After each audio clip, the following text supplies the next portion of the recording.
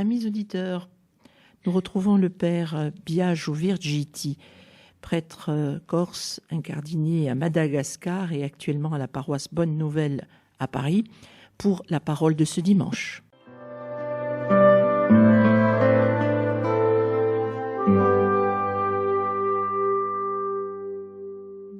Chers amis de votre radio chrétienne, bienvenue pour une nouvelle émission où nous allons rentrer dans un nouveau temps, le temps du carême, qui est un temps primordial pour notre formation chrétienne, puisqu'il est le temps qui nous renouvelle notre baptême, nous prépare au baptême pour les catéchumènes, et surtout qui nous prépare à la veillée sainte de la nuit de Pâques, où nous passerons tous de la mort à la vie avec le Christ ressuscité.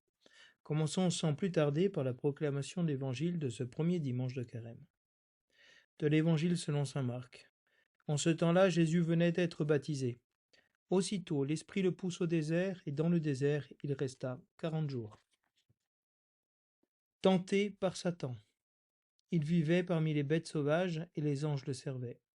Après l'arrestation de Jean, Jésus partit pour la Galilée, proclamer l'évangile de Dieu, et il disait : les temps sont accomplis, le règne de Dieu est tout proche, convertissez-vous et croyez à l'évangile.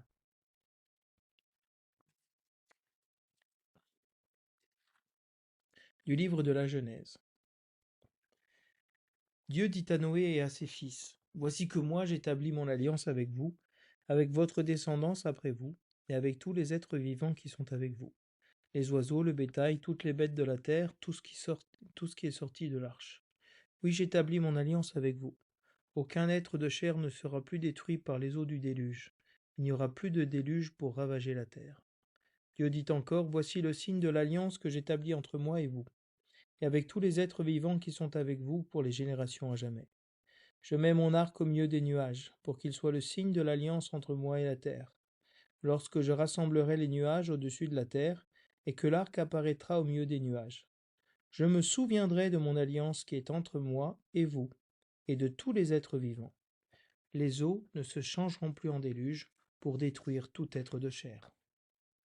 Le refrain du psaume nous dit : tes chemins, Seigneur, sont amour et vérité, pour qui garde ton alliance. Seigneur, enseigne-moi tes voies, fais-moi connaître ta route. Dirige-moi par tes vérités, enseigne-moi. Car tu es le Dieu qui me sauve. Rappelle-toi, Seigneur, ta tendresse, ton amour qui est de toujours. Dans ton amour, ne m'oublie pas, en raison de ta bonté, Seigneur. Il est droit, il est bon, le Seigneur, lui qui montre aux pécheurs le chemin. Sa justice dirige les humbles, il enseigne aux humbles son chemin. Ton chemin, Seigneur, tes chemins, Seigneur, sont amour et vérité, pour qui garde ton alliance. De la première lettre de saint Pierre apôtre. Bien-aimé, le Christ lui aussi a souffert pour les péchés, une seule fois, lui le juste, pour les injustes, afin de vous introduire devant Dieu. Il a été mis à mort dans la chair, mais vivifié dans l'esprit. C'est en lui qu'il est parti proclamer son message aux esprits qui étaient en captivité. Ceux-ci jadis avaient refusé d'obéir au temps où se prolongeait la patience de Dieu, quand Noé construisit l'arche, dans laquelle un petit nombre, en tout 8 hommes, furent sauvés à travers l'eau. C'était une figure du baptême qui vous sauve maintenant. Le baptême ne purifie pas de souillure extérieure, mais il est l'engagement envers Dieu d'une conscience droite. Et il sauve par la résurrection de Jésus-Christ. Lui qui est à la droite de Dieu, après s'en être allé au ciel, lui à qui sont soumis les anges, ainsi que les souverainetés et les puissances. Parole du Seigneur.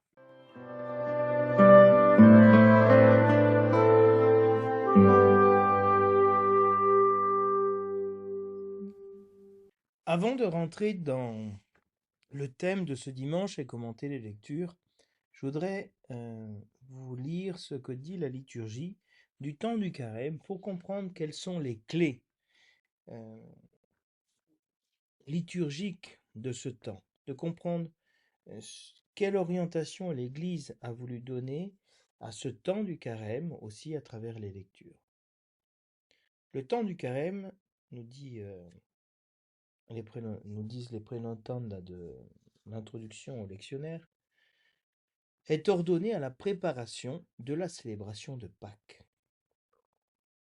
Donc, le temps que nous sommes en train de vivre, qui a commencé le mercredi des Cendres, nous porte à la préparation de la vigile pascale, de la Pâque, qui dure 50 jours. La liturgie du carême dispose en effet les catéchumènes. La première chose que fait la liturgie du carême, c'est préparer les catéchumènes au baptême, par les divers degrés de l'initiation chrétienne. Ils vont vivre, en effet, les différentes étapes. En ce premier dimanche, c'est l'appel décisif avec le nom qu'ils donnent à l'Église, et puis ils vivront les différents scrutins baptismaux, différents rites qui les prépareront au baptême, dans la vie pascale. Deuxième chose que fait le carême, non seulement préparer les catéchumènes au baptême, qui est sa première mission, la deuxième, c'est les fidèles sont préparés par la commémoration du baptême et par la pénitence à célébrer le mystère pascal. Donc nous sommes en train de nous préparer à revivre notre baptême, renouveler les promesses de notre baptême, commémorer, c'est-à-dire rendre présent de nouveau le baptême à travers la pénitence.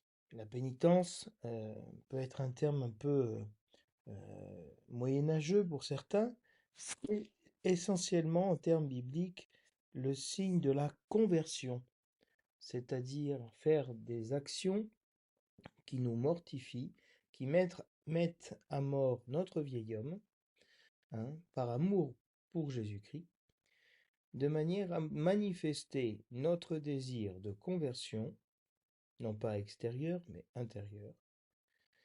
Et cette conversion, en souvenir de notre baptême, nous prépare à célébrer le mystère pascal, qui n'est pas seulement le mystère, qui n'est plus seulement le mystère pascal de Jésus-Christ, mais notre mystère pascal à nous, notre passage à nous, du vieil homme à l'homme nouveau, de la mort à la vie, des ténèbres à la lumière. Voilà ce que nous dit sur l'organisation du carême le lectionnaire, c'est-à-dire préparation des catéchumènes au baptême, renouvellement des promesses baptismales à travers la conversion pour célébrer la Pâque, pour célébrer le mystère pascal. Et comment se déroulent les lectures des 5 premiers dimanches de carême? L'évangile, aux 2 premiers dimanches, nous dit le lectionnaire, pour l'évangile, on a gardé les récits traditionnels de la tentation et de la transfiguration du Seigneur, qui sont lus dans les 3 synoptiques. Donc l'année A, on a Saint Matthieu, cette année, l'année B, on a Saint Marc, et l'année prochaine, l'année C, on aura Saint Luc.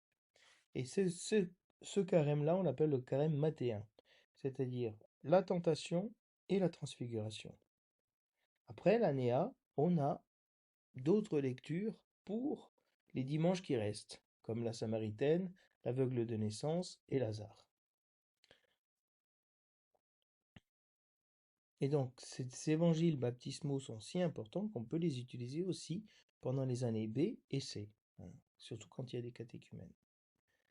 Quelles sont les lectures de l'Ancien Testament qui sont préparées par le lectionnaire? Elles se réfèrent à l'histoire du salut.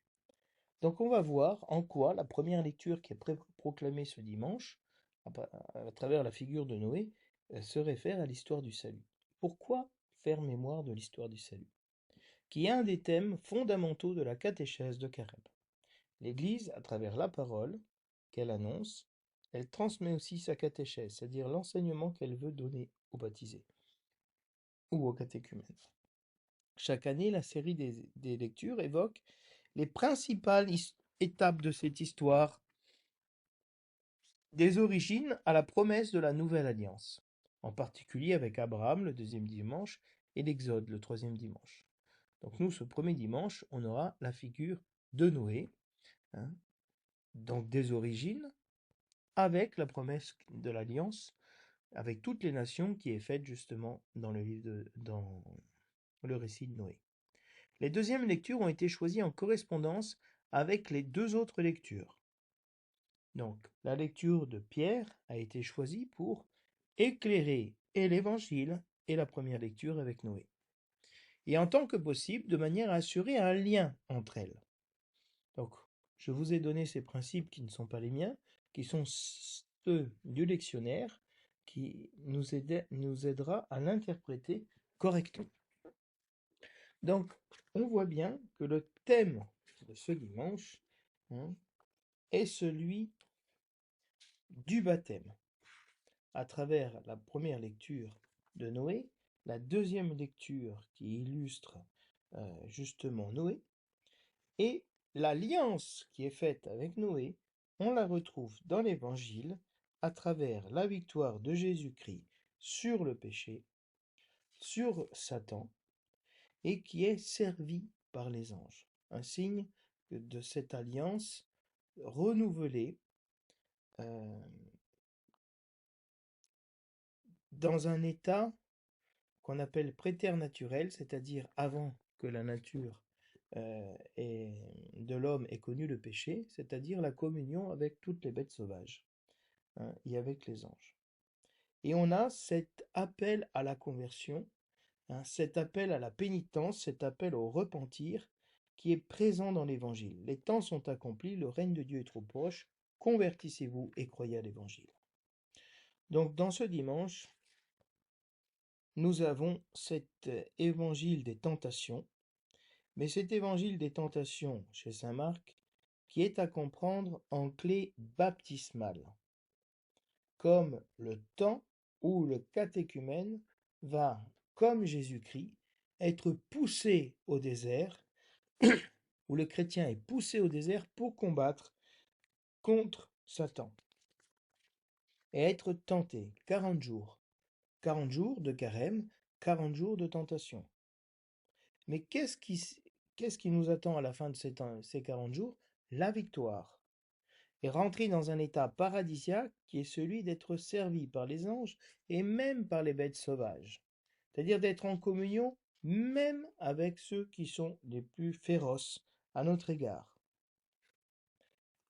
Et le psaume dira bien: tes chemins, Seigneur, sont amour et vérité pour qui garde ton alliance.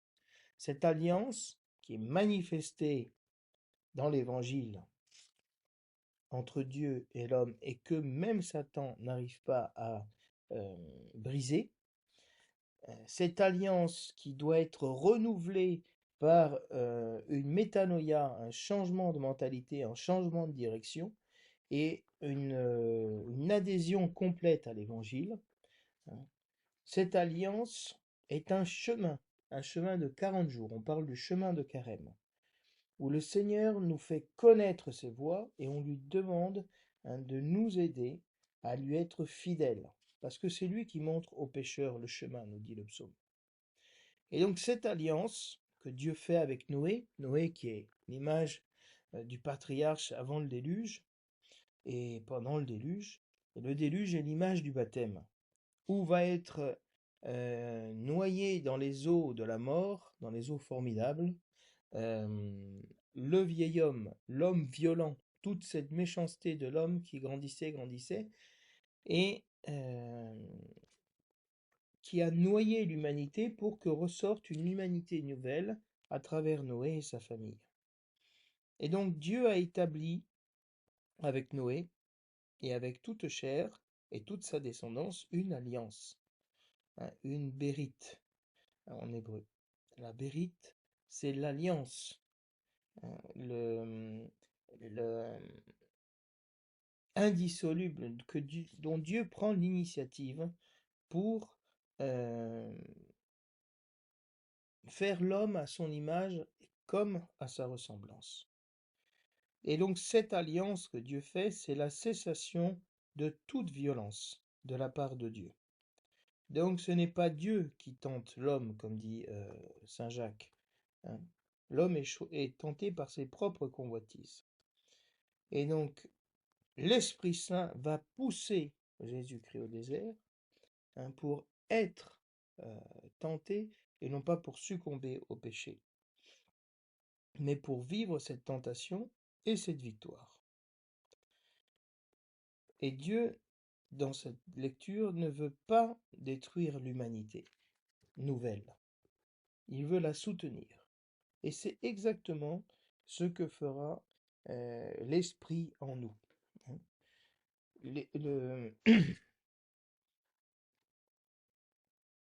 Le péché a été mis à mort dans notre chair par la mortification, la conversion, la pénitence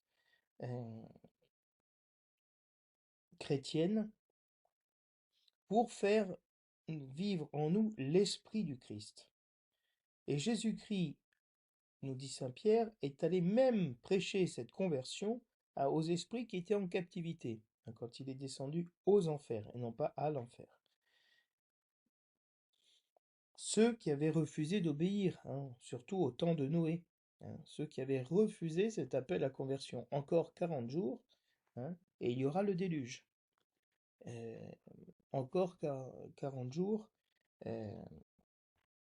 pardon, encore 8 jours et ce sera le déluge. Encore 40 jours et ce sera la destruction de Ninive, dans le livre de Jonas. Mais surtout, le déluge a duré 40 jours et 40 nuits. Ce temps des 40 est très, très important. C'est l'image des 40 ans dans le désert, des 40 jours et 40 nuits que Moïse a passé au haut du mont Sinaï en présence du Seigneur. Et c'est le signe de cette alliance qui nous sauve. Et le signe de l'alliance aujourd'hui, c'est le baptême. C'est le baptême. Le signe de cette humanité nouvelle, que Dieu nous sauve à travers les eaux de la mort, à travers les eaux qui sont une figure du baptême. Et le baptême n'est pas quelque chose d'extérieur. C'est une alliance profonde que Dieu vient sceller en nous. Il nous dit, tu es mon fils, aujourd'hui je t'ai engendré. C'est déjà une expérience de la résurrection. Alors voilà un petit peu comment fonctionne le thème baptismal et de la conversion dans ces lectures de ce dimanche. Lorsque Marc écrit l'évangile des tentations, il a sans doute en arrière-fond la figure du peuple d'Israël qui a traversé les eaux de la mer Rouge pour rentrer après dans le désert pour pouvoir entrer dans la terre promise. Parce que nous voyons que Jésus-Christ fait exactement la même chose. Il va au Jourdain, il est baptisé, donc il passe par l'eau, puis il va au désert, 40 jours et 40 nuits, comme les 40 ans dans le désert du peuple d'Israël. Et puis, à la sortie du désert, après avoir vaincu les tentations, il va en Galilée. Il rentre dans la terre promise. Et le désert est, dans l'Écriture, le lieu de la décision. Pas seulement, si vous voulez, de la tentation, de l'épreuve, mais le lieu où, grâce à la tentation et l'épreuve, je peux décider de suivre fidèlement le Seigneur.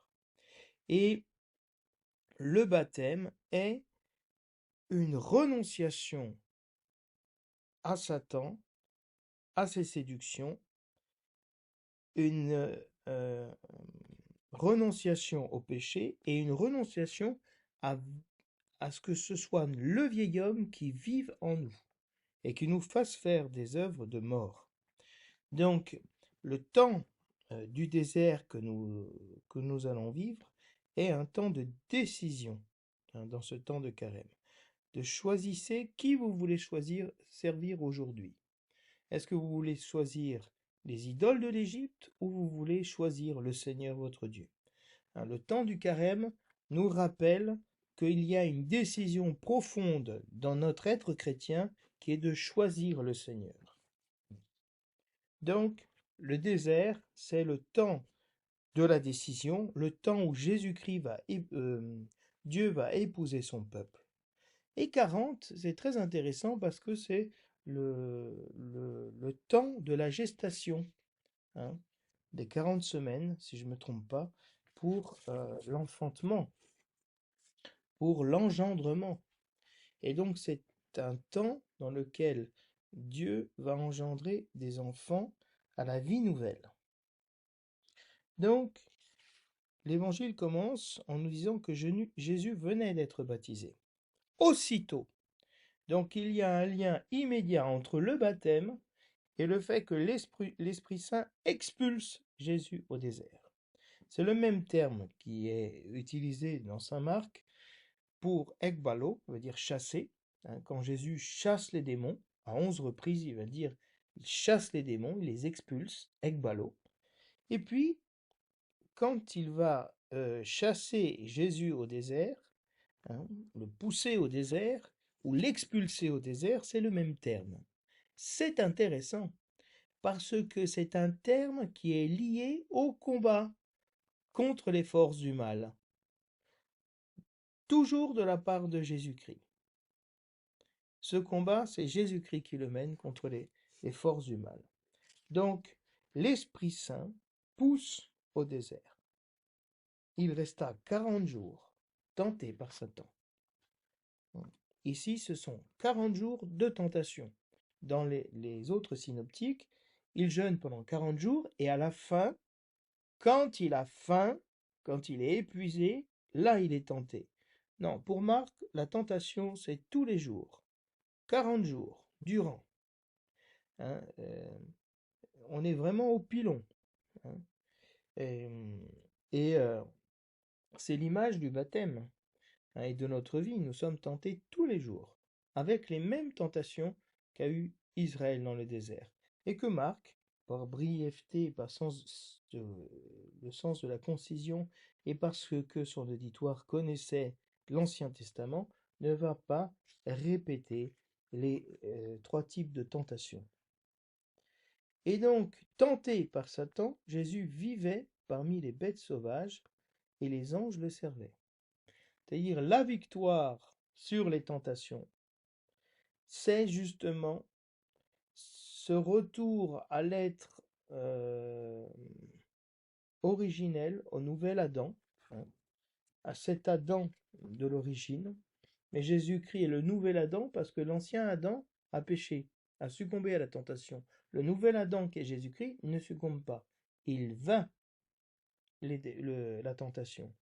Et donc il retourne dans cette vision paradisiaque où la vache et l'ours seront ensemble, la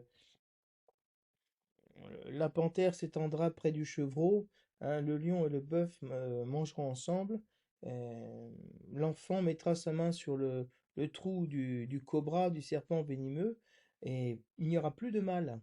Donc, cet état paradisiaque qui est décrit par Marc, c'est-à-dire que le démon a déjà perdu. Il a perdu.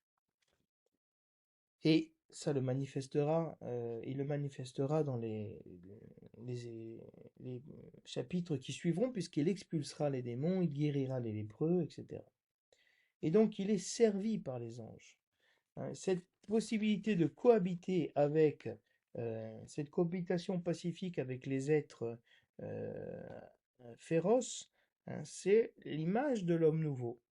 Et donc nous pouvons tout à fait habiter notre famille, notre couple, notre paroisse, avec toutes les bêtes féroces, avec les lions, les ours, les hippopotames, voilà, avec les serpents, sans être plus brisés, atteints, mortifiés, tués par leur attitude. Parce que l'homme nouveau en nous a déjà vaincu la mort. Et donc nous pouvons aimer nos frères comme ils sont, et donc rester tranquillement avec les bêtes sauvages, et être servis par les anges. Je vous lis un passage intéressant du Testament de Nephtali, qui est un texte juif entre les deux testaments, qui nous dit « Si donc vous faites le bien, les hommes et les anges vous béniront, et Dieu sera glorifié par vous parmi les nations. Et le diable fuira loin de vous, et les bêtes sauvages vous craindront, et le Seigneur vous aimera, et les anges s'attacheront à vous. » On voit bien qu'il y a une grande concordance entre ce texte, qui est l'attente, si vous voulez, messianique, d'une vie paradisiaque, d'un retour à la nature nouvelle, à la nature originelle, et que Marc reprend. Le fait d'être servi par les anges et d'être aussi en communion avec les bêtes sauvages, c'est le signe de la victoire sur la mort. Et l'évangile continue en nous parlant de l'arrestation de Jean. Hein. Jean est arrêté. Comme Moïse ne rentre pas dans la terre promise, c'est Josué. Josué et Jésus, c'est le même nom, hein, Yoshua. Il va faire la mission de Moïse, faire entrer le peuple dans la terre promise. Hein. Donc, la mission de Jean s'arrête parce qu'il est emprisonné. Celle de Jésus commence. Et il part pour la Galilée des nations, hein, pour ces Juifs mélangés avec des peuples d'origine païenne. Hein. Et en ce sens-là, on retrouve aussi l'alliance avec Noé.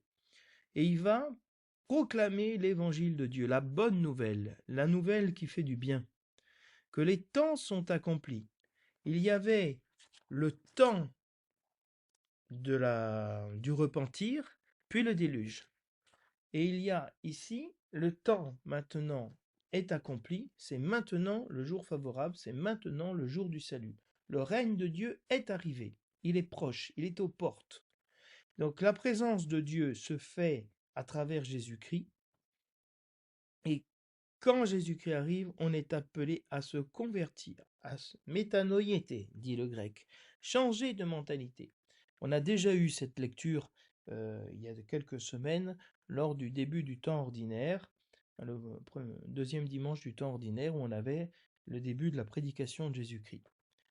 Croyez à l'évangile, croyez à la bonne nouvelle, croyez que c'est possible de vaincre le démon, de vaincre les tentations, d'avoir cet esprit, d'être avec les bêtes sauvages et d'être servi par les anges.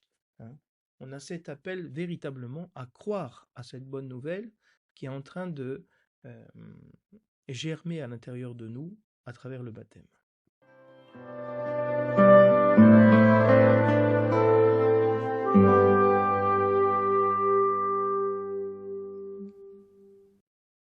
Le titre donné par le lectionnaire à ce dimanche n'est pas un verset tiré du livre de la Genèse, de ce passage de Noé, mais une synthèse, où il dit « Alliance de Dieu avec Noé qui a échappé au déluge ». Donc Dieu vient faire une alliance à celui qui a échappé à la mort, qui a échappé à la tentation, si vous voulez. Donc Dieu s'adresse à Noé. Hein, on est donc, comme je vous disais tout à l'heure en commentant le thème, après la corruption de toute l'humanité, hein, qui avait oublié son chemin vers Dieu et qui ne faisait que le mal, et que le cœur de l'homme ne manigançait que des choses mauvaises toute la journée depuis son enfance.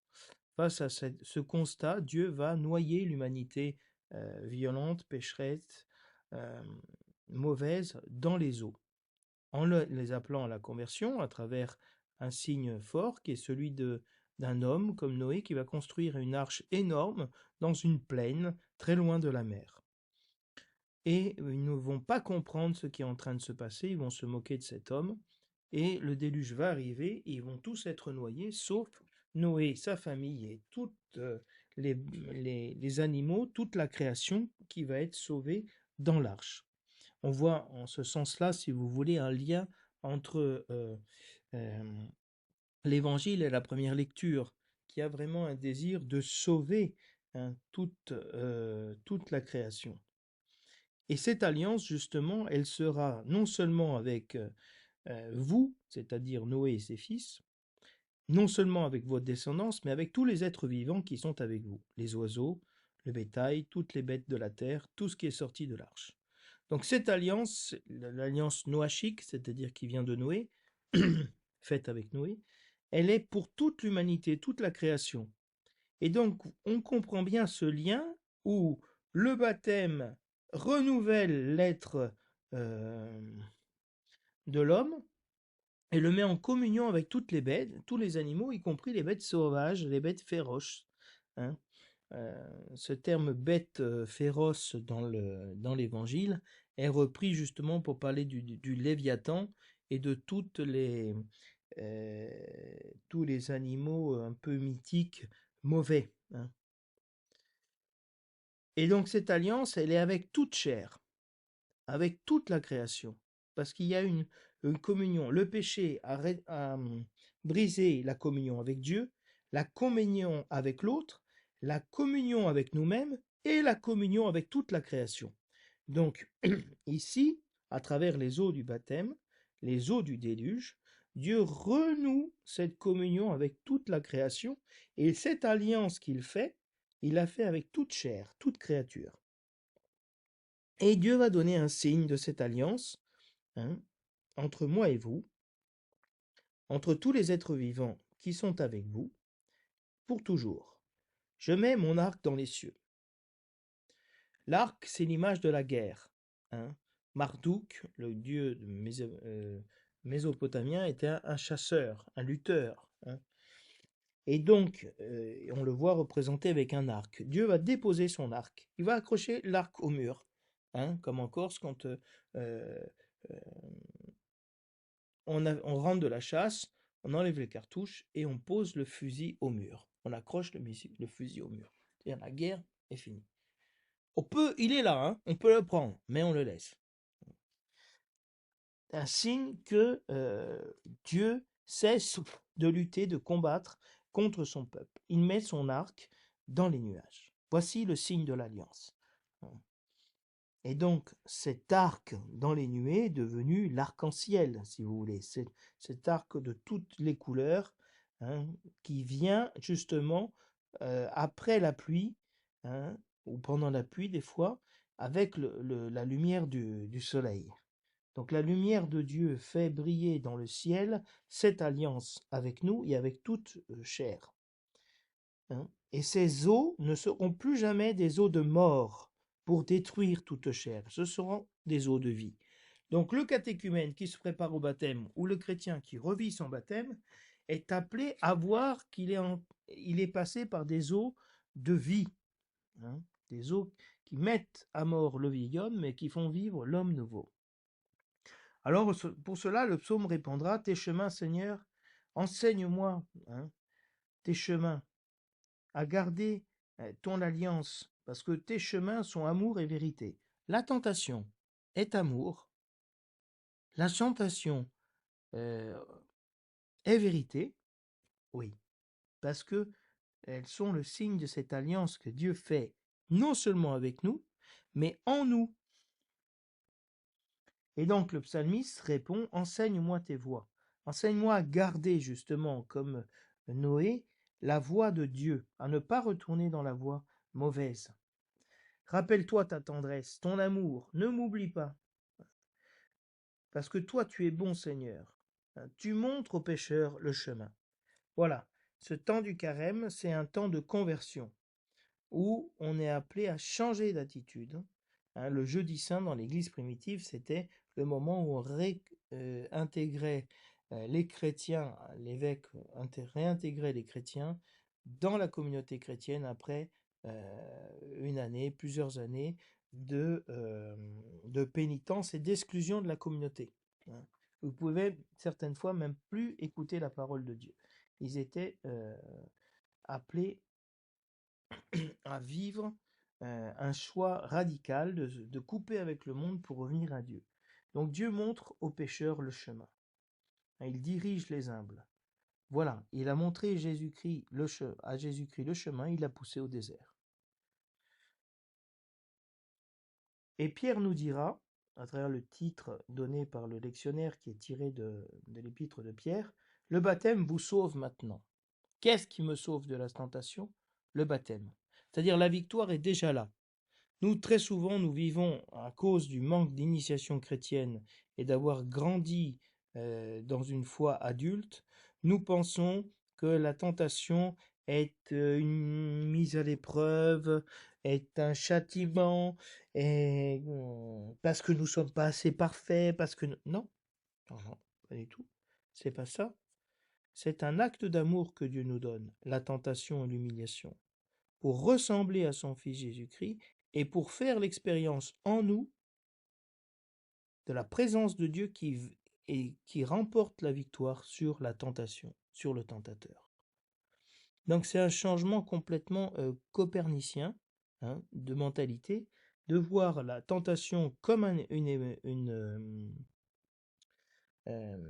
quelque chose de négatif, parce qu'on n'est jamais assez bien, parce que ceci, parce que cela, très négative, de le voir comme une grâce poussée par l'Esprit Saint. Voilà, maintenant on peut combattre. Et Pierre nous dira que le Christ aussi a souffert pour les péchés. Hein. Nous, on comprend qu'on souffre aujourd'hui des difficultés à cause de nos péchés passés. Oui, peut-être.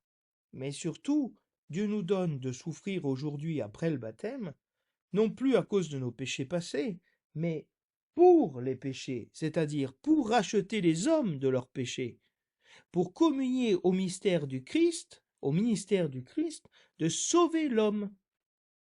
Donc, aujourd'hui, les tentations ne sont plus vécues comme quelque chose, si vous voulez, de personnel, à cause de nos péchés, à cause de ceci, mais comme une configuration de notre personne à Jésus-Christ crucifié pour les péchés du monde.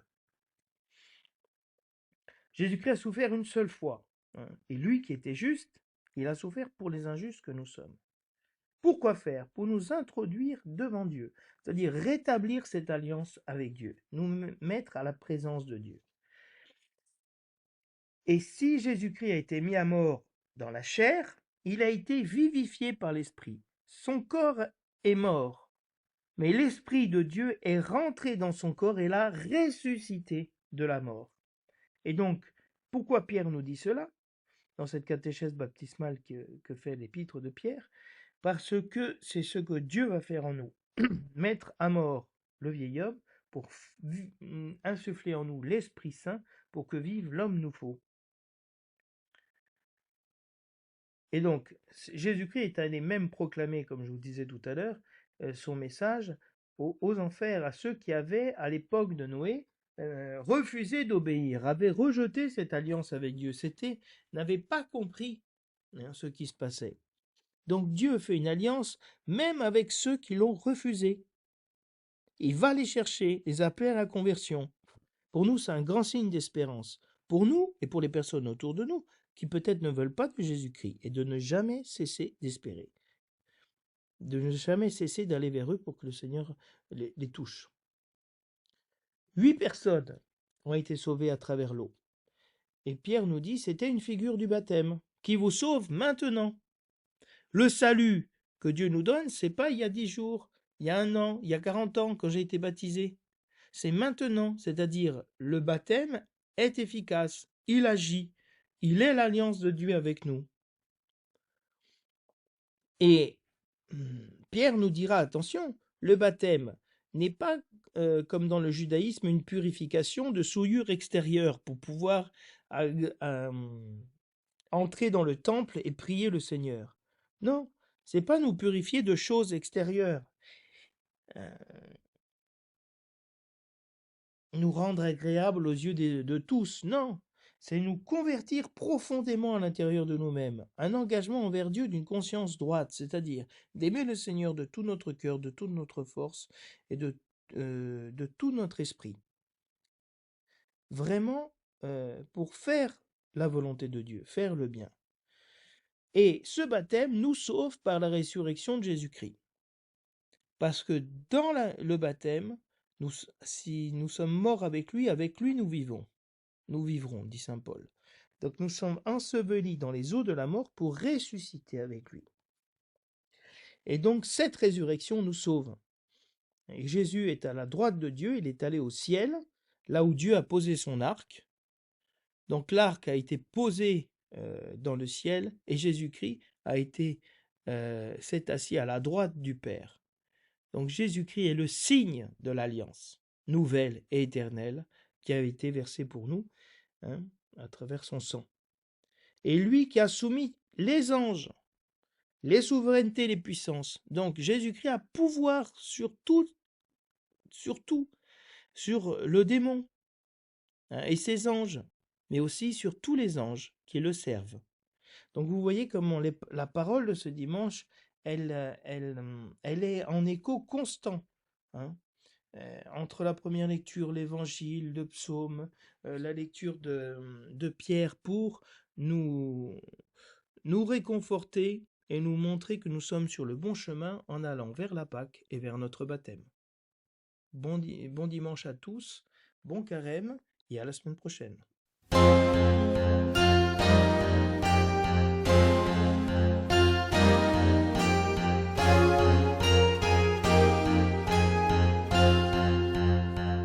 Tu nous précèdes au désert 40 jours, 40 nuits. Tu nous conduis. Ouvre nos yeux, change nos cœurs. 40 jours, 40 nuits avec l'Esprit. Pitié, Seigneur, dans ton amour, tu peux parler et pardonner. Des profondeurs, je crie vers toi, Seigneur, écoute mon appel.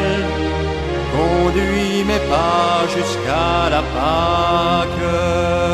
Tu nous précèdes au désert 40 jours, 40 nuits. Tu nous conduis. Ouvre nos yeux, change nos cœurs. 40 jours, 40 nuits avec l'Esprit. Ouvre mes yeux d'aveugle-né, oui je connais tout mon péché. Mais près de toi est le pardon, Seigneur, écoute mon appel. Conduis mes pas jusqu'à la Pâque. Tu nous précèdes au désert 40 jours, 40 nuits. Tu nous conduis. Ouvre nos yeux, change nos cœurs. 40 jours, 40 nuits avec l'Esprit. Tu veux de moi la vérité, purifie-moi, je serai pur. J'attends, Seigneur, le jour nouveau. Seigneur, écoute mon appel. Conduis mes pas jusqu'à la Pâque. Tu nous précèdes au désert